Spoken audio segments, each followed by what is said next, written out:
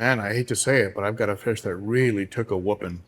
And I'm not sure if I'm more surprised by the fact that he got a beating in the tank he's in, or by the fact that he survived the beating.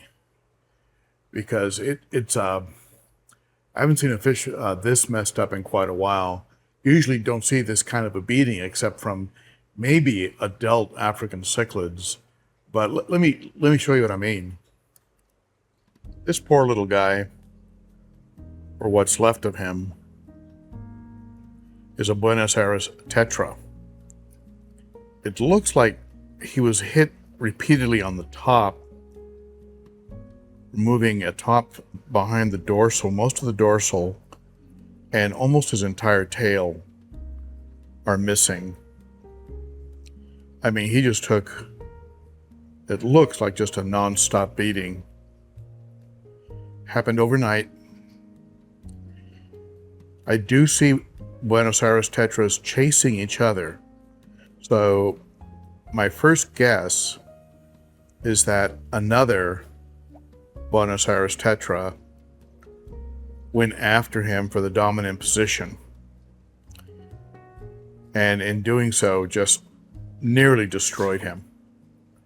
I was able to catch him in this bad shape and put him into a tank where he could be alone and have an opportunity to perhaps heal and regrow some of the fins. I'll keep him in clean water, alone, except maybe for a little pleco down there. And hopefully he'll slowly start to make a comeback. I'm not sure what would have triggered that. The tank he was in, the 90-gallon, tends to be relatively peaceful. I mean, you can see it has several Buenos Aires tetras in there. One that is larger, and that may have been the culprit, and would probably be my first suspect. But the truth is that any of the fish in here could have gone after him. I mean, electric blue Ochart, I mean, it's a cichlid. Geos can get nasty.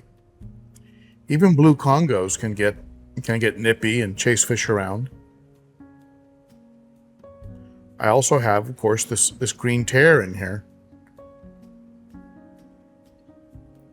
And I've kept a real close eye on him since I brought him in. And I really haven't noticed him chasing or going after anybody. He definitely is a dominant fish. Nobody messes with him. I have seen the electric blue Ochart do a little bit of a shimmy dance with the green tear, as if they were going to go into some sort of reading. That would be an interesting combination of fish. But I'm not entirely convinced, even though he would be one of the obvious suspects, I'm not entirely convinced it was him that delivered that kind of a beating to that Buenos Aires tetra. I'll be more inclined to think that it was one of his own kind, since they do tend to be very aggressive within their own species. So he may have been the dominant Buenos Aires tetra until one of the other males decide to make their move. I'm still keeping a real close eye on this 90 just to make sure that there isn't a fish that has lost his mind, or if the green tear is starting to become overly aggressive and I need to accelerate the timetable on moving him over to the 210-gallon and taking a chance that he might be a little bit too small for that tank, but what he lacks in size, maybe he'll make up an attitude. Might just move him and the electric blue Ochart over to the 210 just to create a little bit of confusion so that one new fish doesn't just get entirely singled out.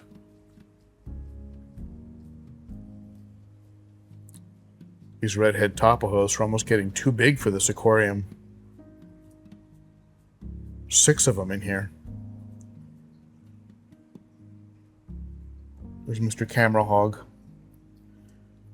So what do you think? I don't have any direct evidence, I haven't seen directly any fish in here being overly aggressive, and certainly not aggressive to a point where they would deliver that kind of punishment, that kind of destructiveness.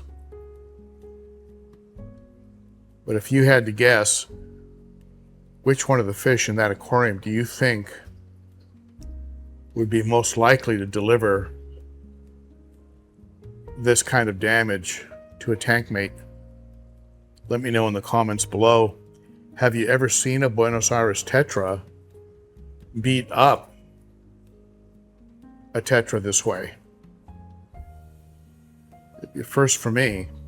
I know they're nippy. They go after each other a lot. They chase each other, but I've never seen anything that would indicate that they would take each other out like this. It's not fin rot, it's not disease.